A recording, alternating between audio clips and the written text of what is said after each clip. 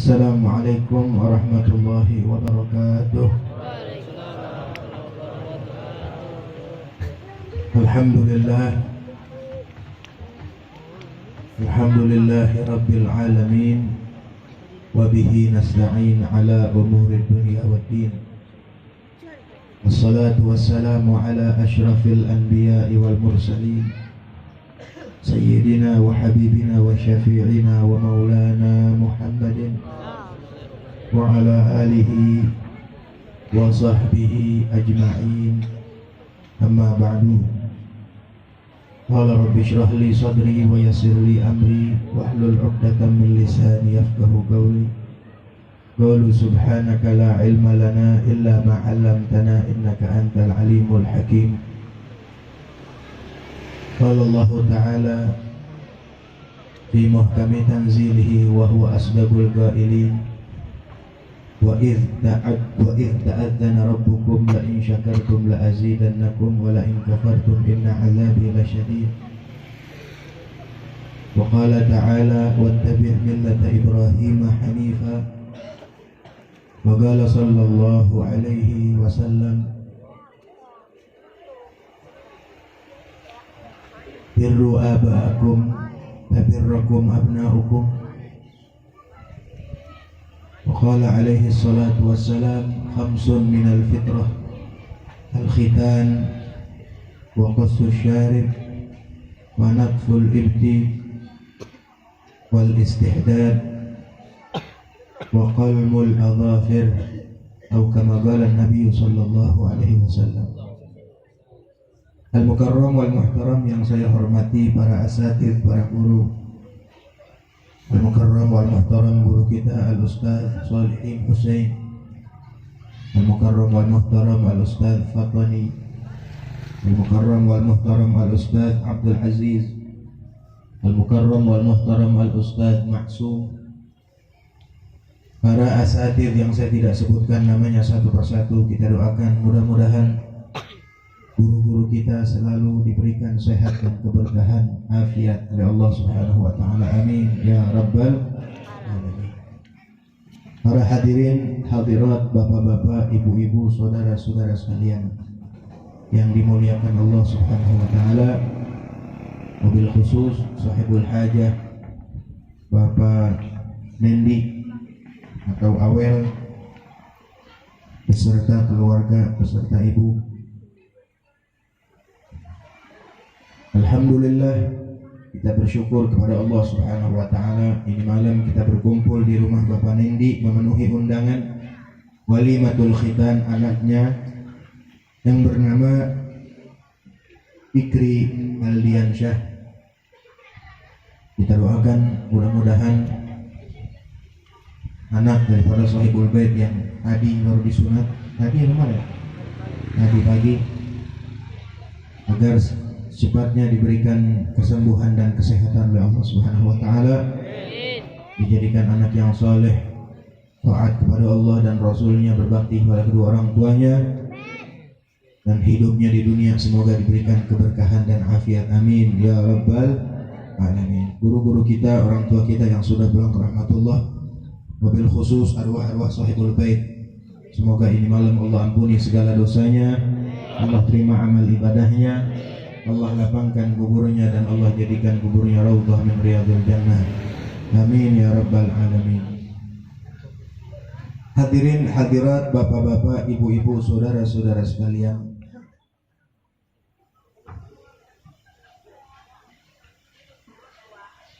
nyunatin ini kewajiban bagi setiap orang tua. Setiap orang tua yang muslim itu harus kewajiban dia untuk anaknya nyunatin. Beda kalau orang yang baru masuk Islam, wajib sunat sendiri. Karena masuk Islam ini kan syaratnya baligh. Jadi kalau orang baru masuk Islam baru sunat sendiri, tapi kalau anak seorang muslim wajib atau kewajiban seorang tua itu untuk nyunatin. sebagaimana yang disabdakan oleh Nabi kita Muhammad sallallahu alaihi wasallam, al-ghulamu yu'aqqu anhu yawma sabi'ihi wa yusamma wa yumatul adha. Ini kewajiban orang tua nih. Kalau kita punya anak, Pak, perintah Nabi sallallahu alaihi wasallam, al-ghulamu, setiap anak, yu'aqqu anhu yauma sabiqihi. Itu perempuan jangan ngobrol aja, ngereneng, ngobrol ntar, kalau kelar acara baru ngobrol ya.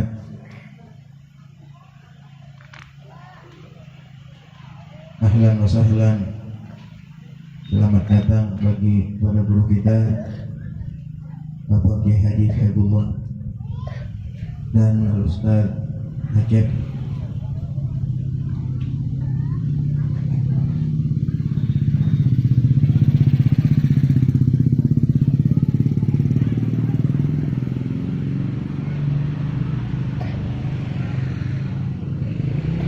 Jadi kewajiban orang tua kalau punya anak, kata Nabi, setiap anak itu diakikahkan di hari ke-7 setelah melahirkan.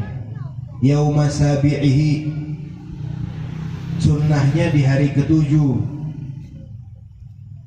Bukan cuman akikah di hari ke-7 yang disunnahkan, juga wa yusamma, dinamain ya, nama yang bagus menurut syariat Islam, nama yang bagus di dalam Islam. Kalau kita nggak bisa ngasih nama yang bagus, tanya sama guru, jangan lihat di internet.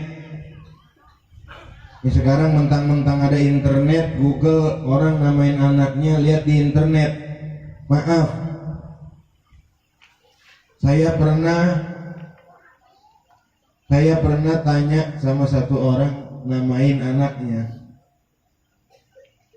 Namanya itu, saya bilang, siapa nama anak ente? Namanya kalau nggak salah Arik. Namanya Arik. Dia bilang, nama dari mana? Lihat Habib di buku-buku nama Islam. Artinya apa Arik? Saya lihat di kamus nggak ada artinya Arik. Dia bilang artinya bijaksana, Bib. Kalau bijaksana, saya bilang bukan Arif, tapi Arif. Itu arti bijaksana. Nah kalau udah telanjur namain begitu kan, di akte udah bikin, di ijazah udah bikin, ya, di kakak udah tercantum namanya, udah ribet. Makanya kalau nggak tahu jangan pakai lihat-lihat di buku-buku nama di internet, jangan. Di Google, lihatnya di Google, tanya sama guru,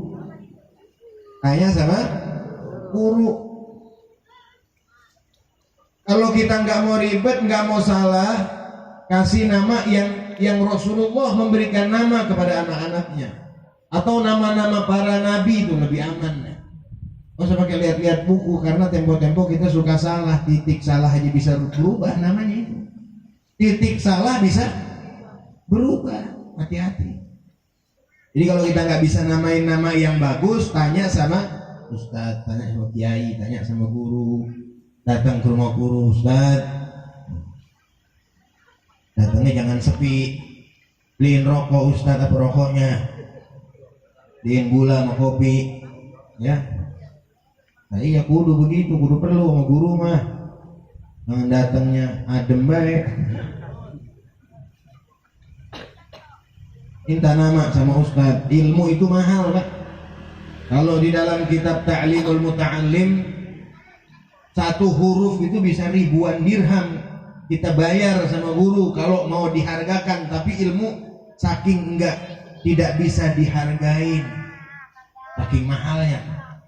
Satu huruf ribuan dirham, satu dirham aja sekian ratus ribu. Kalau ribuan dirham berapa ratus ribu, berapa juta tuh satu huruf.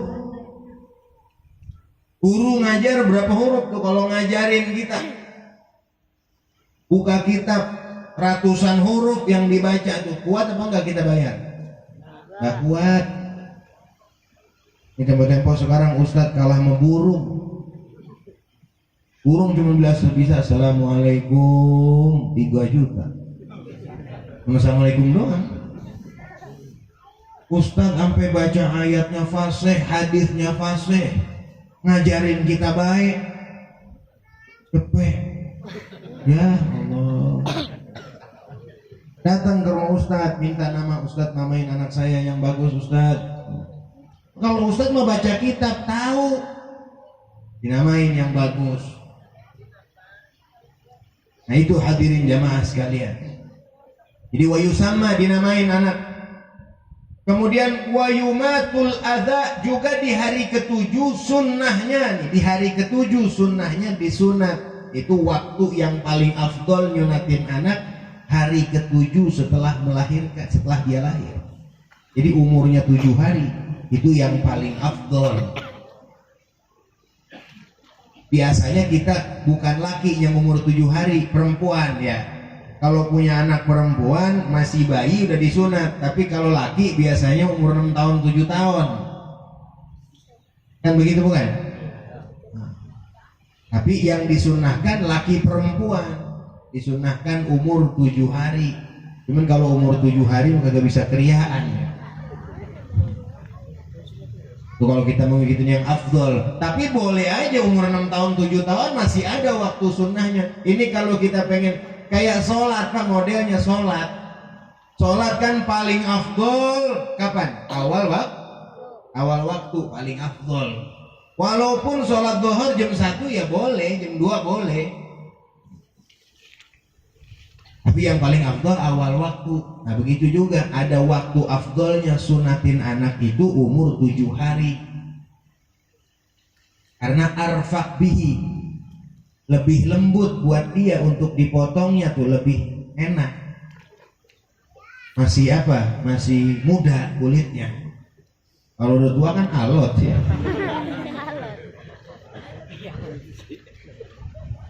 Dan cepat sehat. Kalau masih kecil itu cepat sehat. Yumatul adza itu gangguan dihilangin, gangguannya dihilangin tuh. Dari masih kecil itu yang bagus, yang paling afdol. Ini termasuk kewajiban orang tua Pak, nyunatin anak. Kemudian dikatakan fa idza balagha sitta sinin. Apabila sudah nyampe 6 tahun anak kita uddiba, dikasih adab, diajarin adab, ya, diajarkan tata cara hidup di dalam Nabi suruh addibu auladakum, didik anak kalian ala thalathi khisalin, didik anak kalian 3 perkara. Yang paling pertama apa disuruh? Hubbi nabiyikum, ajarkan anak kita cinta sama nabinya, arti Nabi Muhammad sallallahu alaihi. Kenalin anak kita sama Nabi Muhammad. Kalau kita nggak bisa ngajarin anak, kirim ke pesantren, kirim ke pengajian, madrasah diniyah. Cuman tanya dulu, tanya lagi nih sama guru. Jangan sembarangan naruh bocah di pondok. Jangan sembarangan naruh bocah di sekolahan. Tanya dulu sama guru. Guru, saya mau naruh anak saya di pondok, di mana kira-kira yang bagus? Ntar kalau guru kan tahu yang mana yang akidahnya sama kita. Jangan ntar begitu kita main pesantrenin aja bocah, begitu pas pulang lain. Yang tadinya kita maulid, yang tadinya kita tahlil, tahu-tahu begitu dia pulang haram, nggak boleh maulid, nggak boleh tahlil, bid'ah, musyrik, ziarah nggak boleh. Mau nggak begitu kira-kira? Nah makanya jangan sembarangan. Tanya dulu, tanya lagi sama guru. Atau kalau nggak dipondokin, taruh di pengajian madrasah atau pengajian malam banyak. Jangan dibiarin tuh anak. Jangan kalah sama anak, didik biar tegas. Jangan lembek. Diceritakan waktu Sayyidina Hasan radhiyallahu anhu dan Sayyidina Husain naik ke pundaknya Nabi kita Muhammad sallallahu alaihi wasallam. Ya, lagi main di atas pundaknya Nabi SAW. Nabi lagi duduk sama para sahabat. Karena Sayyidina Hasan dan Sayyidina Husain ini sangat disayang sama Rasulullah. Tahu-tahu Sayyidina Ali datang, abahnya. Sayyidina Hasan dan Sayyidina Husain langsung turun. Ditanya sama Nabi, "Malakuma? Ada apa kalian? Kenapa Hasan, Husain? Kenapa turun?" Kalau bahasa kita nih, ada apa? Ada apa?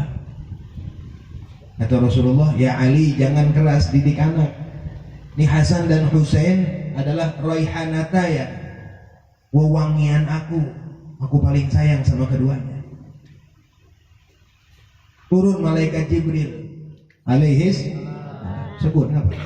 Alaihis salam gitu. Ketika turun, malaikat Jibril bilang sama Rasulullah sallallahu alaihi wasallam, "Ya Muhammad, ya Rasulullah, biarkan Ali didik anaknya. Biarkan Ali didik anak." Artinya apa? Dibiarkan, memang disuruh oleh Allah Subhanahu wa taala didik anak biar tegas. Jangan lembek sama anak. Jangan pelan. Takut traumanya mau bocah. Ya. Umur 6 tahun disuruh sholat nggak mau, nangis, dibiarin tuh anak. Biarin dah, ya Allah kesian. Tempo-tempo bapaknya nyuruh sholat, ibunya, ya jangan galak-galak bang sama anak. Ini kan salah satu yang ngajarin anak untuk durhaka sama orang tuh.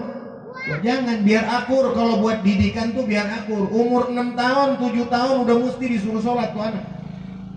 Sholat dong, malah kudu diancem kalau dia nggak mau. Sholat, ntar bapak pukul nih.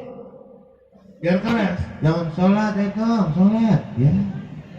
Kadang-kadang bocah sekarang umur 7 tahun udah dibeliin HP. Astagfirullahaladzim. Umur 5 tahun, 6 tahun udah pinter banget main HP sekarang bocah sekarang. Jangan Pak. Itu HP lebih bahaya dari pisau tuh. Kalau anak kita umur 5 tahun, 6 tahun, anak kita umur 5 tahun, 6 tahun minta pisau, dikasih apa enggak kira-kira? Hah? Dikasih enggak? Bocah, anak kita minta pisau, "Pak, ambilin saya golok, Pak." Kasih apa enggak? Takut gak kita? Nah, mau ngapain lu Tong? Pegang golok. Ini HP lebih bahaya dari benda tajam. Malah bahayanya bisa terus menerus sampai dia balik, sampai dia besar nanti. Jangan, biar dia nangis terserah. Nangis lah minta dibeliin HP. Jangan. Kasihan tuh anak beliin HP. Jangan dibeliin. Nah, kalau dia udah bisa, dia udah pintar, dia udah bisa membedakan yang mana yang baik, yang mana yang buruk, baru boleh. Nah ini hadirin jamaah sekalian, banyak banget sekarang orang tua kalah sama anak. Ya, jadi harus dikasih didikan, jangan didiemin anak. Kalau kita nggak bisa kasih didikan, kirim ke pengajian. Biar Ustadz, kalau kita ngirim anak kita ke pondok, ke pengajian, dah serahin 100%, jangan pakai ikut campur. Serahin sama Ustadz. Biar dipukul, diapain sama Ustadz, biarin, emang lagi dididik. Kalau dulu begitu Pak, kita nangis nih pulang, dipukul sama Ustadz, nangis pulang, kata orang tua kita, syukur, emang lu juga belajar sih. Begitu dulu, makanya jadi Pak. Dulu mau ngaji Pak, pakai rotan, huruf salah aja diselebut, gitu. Disabet. Kalau sekarang begitu pakai rotan, salah, disabet, purik. Kalau orang tuanya mendukung, besok-besok jangan ngaji lagi, Ustadz anu, galak dia mah. Orang tuanya geblek lagi. Mesti kan kalau yang waras bener bagus begitu. Ya. Nah ini hadirin jamaah sekalian, biarin. Malah kalau orang dulu mah kalau pesantrenin anak nih, Ustadz saya taruh anak saya di pesantren. Ya, ini kain kafannya. Kalau dia mati dibuat bungkus dia, tuh udah maksudnya apa? Maksudnya udah diserahin 100% nih anak, didik. Nah, makanya jadi. Jangan ikut campur. Biarin dia yang didik. Dan kalau kita pesantrenin anak, niatin biar jadi anak yang soleh, biar jadi anak yang alim. Jangan niatin biar jadi ustadz, jangan dulu. Biar jadi orang alim dan begitu. Apalagi tempo-tempo sekarang orang ada yang pesantrenin bocah, lu pesantren dong biar jadi ustadz, lu kalahin ustadz anu. Bukan. Niatnya tuh udah begitu ya. Itu anak pulang ngojek bisa ntar. Nggak bakalan jadi orang alim. Karena innamal a'malu, di dalam Zubat dikatakan fasahhihin niyata qablal amali. Benerin dulu niat sebelum kita beramal. Yang pesantrenin anak siapa? Kan kita. Niatnya biar baik, biar benar. Kita pesantrenin anak biar jadi anak yang soleh, biar jadi anak yang solehah, biar jadi anak yang alim, amil, biar jadi anak yang benar. Pinter mau belakangan. Bener dulu yang penting. Kalau udah bener pasti pinter. Kalau pinter belum tentu bener. Kebangetan pinter bocah nggak bener, orang tua dibohongi. Makanya anak biar bener. Ntar kalau bener juga insya Allah dia mau jadi apa juga soleh. Dia mau jadi dokter, dokter yang soleh, nggak pandang duit. Datang pasien yang kaya, yang miskin, dilayanin sama dia karena dia soleh. Tahu ajaran Nabi Muhammad. Nabi paling demen sama orang fakir miskin. Dia soleh, dia tahu itu. Datang pasien fakir, nggak punya duit, dilayani sama dia. Dia ingat sabda Nabi. Kalau soleh begitu. Kalau nggak soleh memang enggak. Jadi insinyur yang soleh. Jadi pejabat yang soleh. Dia mau korupsi takut. Dia takut ngambil hak orang. Dia ingat ajaran Nabi Muhammad, ngambil hak orang nanti di hari kiamat akan dipinta pertanggungjawaban sama Allah. Dia takut, dia soleh. Coba kalau nggak soleh, korupsi mulu kerjaan. Jadi abri yang soleh. Apalagi punya anak semuanya jadi, punya anak 7 jadi semua. Yang satu jadi abri, yang satu jadi dokter, yang satu jadi insinyur, yang satu jadi orang kaya raya, yang satu jadi penghulu, jadi KUA. Semuanya solihin, solihat. Yang perempuan itu jadi semua. Jadi anak-anaknya suka enak kan. Dan kalau suatu saat kita sakit, nggak telepon anak kita yang dokter, bapak sakit ini, nggak pakai berobat kemana-mana. Enak gak? Mau bangun rumah, bapak nih mau benerin rumah, mau ngerapin rumah, panggil yang insinyur. Bagaimana bagusnya? Digambarin. Duitnya kurang, yang kaya. Enak enggak? Ada yang minta jatah preman membangun rumah, panggil yang abri. Ayo lo anakku abri. Mau kawin lagi ada penghulu. Umpama ini. Nah ini hadirin jamaah sekalian. Punya anak jadi semua solihin dan nikmat. Tuh yang bakal memberikan kita syafaat nanti di hari kiamat tuh anak-anak yang soleh. Makanya kata Nabi, waladun soleh khairun minad dunya wa ma fiha. Anak yang soleh lebih afdol dari dunia dan seisi-isinya. Jadi kasih adab yang benar, pesantrenin nih anak, biarin biar dia belajar agama. Jangan takut susah, jangan takut miskin. Ini tempo-tempo orang sekarang mau pesantrenin anak mikir jangan jadi ustadz potong ya, nggak ada gajinya ustadz mah. Nah, nggak ada gajinya juga. Nah ustadz mah alhamdulillah berkah. Benar enggak? Benar nggak? Nah, iya. Dapatnya bukan gaji ustadz mah, daging. Gaji buat apaan? Nah iya, lah kalau tahlil aja yang lain rokok segelas rame-rame ustadz mas bungkus. Nah emangnya? Nah iya, berkat yang lain atuh, ustadz mah lain 2 atau 3. Nah, berkah. Orang yang belajar nuntut ilmu aja rizkinya dijamin sama Allah, apalagi yang ngajarin ilmu. Jangan takut miskin. Wa man yattaqillaha yaj'al lahu makhrajan wa yarzuqhu min haitsu la yahtasib. Biar orang gajinya jutaan lagi, kerja jadi manajer lagi. Nah, susah mah susah aja. Benar enggak? Lah iya. Kadang-kadang puyeng ngadepin dunia, kagak cukup baik hidupnya. Yang penting mah hidup berkah, bukan kaya. Biar duit sehari dapat 50.000, tapi alhamdulillah bini taat, anak-anak pada nurut. Itu yang nikmat mah. Makan rame-rame bareng-bareng, walaupun cuma sayur asam doang, jengkol sama sambal teri, makan sampai keringetan. Nah iya, mertua sampai nggak kelihatan, orang di rumahnya nggak kelihatan.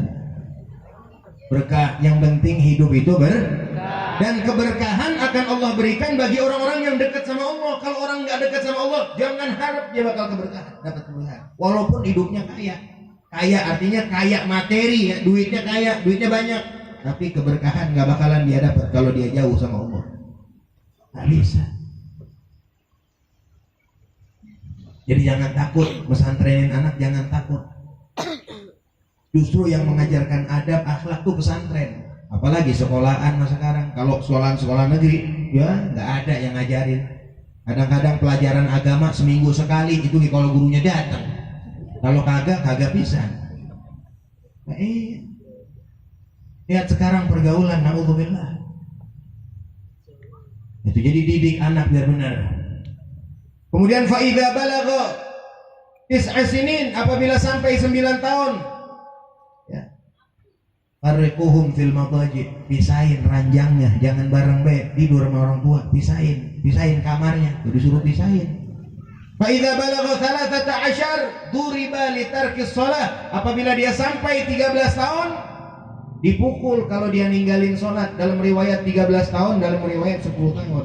Kalau dia masih nggak sholat, pukul Pak anak, pukul pakai rotan kakinya, tapi jangan pukul muka, kata Nabi, nggak boleh. Idza daraba ahadukum falyattaqil wajha, apabila memukul salah satu dari kalian, jangan pukul muka, nggak boleh nih, kepala jangan, pukul kakinya. Kalau kita dulu dipukul tangan, dulu di pondok saya nggak ngomong bahasa Arab aja dipukul tangan Pak, 20 kali, nggak ngomong satu kalimat bahasa Arab dipukul 20 kali. Pukul tangannya, kakinya, sediain rotan di rumah. Itu didikan yang diajarkan oleh Nabi Muhammad SAW. Fa idza balagha 16, kalau udah sampai 16 tahun, zawijuhu, nikahin. Ini didikan Nabi SAW. Umur 16 tahun nikahin. Sekarang wah Bib, kebangetan muda Bib, sekarang umur 16 tahun kawin. Itu yang laki dinikahin umur 16 tahun. Sekarang mau tempo-tempo umur 28 belum kawin. Umur 16 tahun nikahin. Kalau udah dilamar sama seorang yang soleh, yang adabnya bagus, akhlaknya bagus, bismillah, jangan ditolak, kawinin bocah. Jangan lama-lama, supaya kita lepas daripada tanggung jawab. Yang laki jangan lama-lama kawinnya. Ya. Malah kawin zaman sekarang mungkin kategorinya udah wajib. Karena apa? Kan nikah itu wajib kalau takut zina. Ini sekarang kan naudzubillah min dzalik, godaan udah besar banget sekarang. Buru-buru nikah, jangan lama-lama. Apalagi perempuan umur 17 tahun kawin, jangan lama-lama. Kuliah, buat apaan kuliah, ntar di ujung-ujung di dapur juga. Nah, ya mau ngapain? Ya.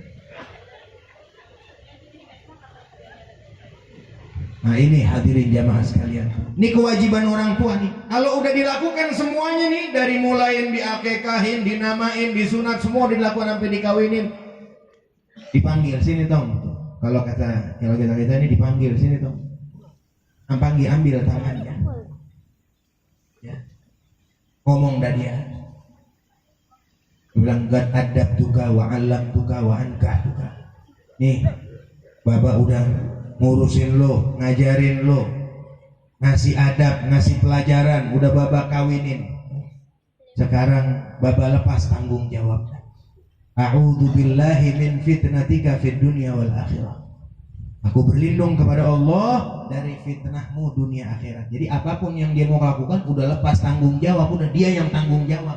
Kalau udah diajarin, tapi kalau nggak diajarin dari masih kecilnya adab agama, sampai dia besar dia ninggalin sholat, kewajiban orang tua dapat dosanya. Nauzubillah min dzalik. Jangan mau Pak udah ngurusin anak dari kecil sampai gede udah repot, nanti di hari kiamat diglendotin lagi baik. Ya, jidik makanya agama. Nah ini hadirin jamaah sekalian, ini salah satunya Sohibul Bait nyunatin anak nih, menunaikan kewajiban orang tua kepada anak. Nah mudah-mudahan insya Allah kita doakan sekali lagi agar anak yang dikhitan mudah-mudahan dijadikan anak yang soleh, taat kepada Allah, cinta kepada Rasulullah, cinta kepada ulama, dan mudah-mudahan diberikan umurnya berkah dan sehat, dan mudah-mudahan selalu dalam lindungan Allah Subhanahu wa taala, dan orang tuanya juga yang besok resepsinya. Besok insya Allah resepsinya diberikan kemudahan dan kelancaran oleh Allah Subhanahu wa taala. Amin ya rabbal alamin. Sekian yang saya sampaikan, semoga bermanfaat. Wabillahi taufiq wal hidayah. Wassalamualaikum warahmatullahi wabarakatuh.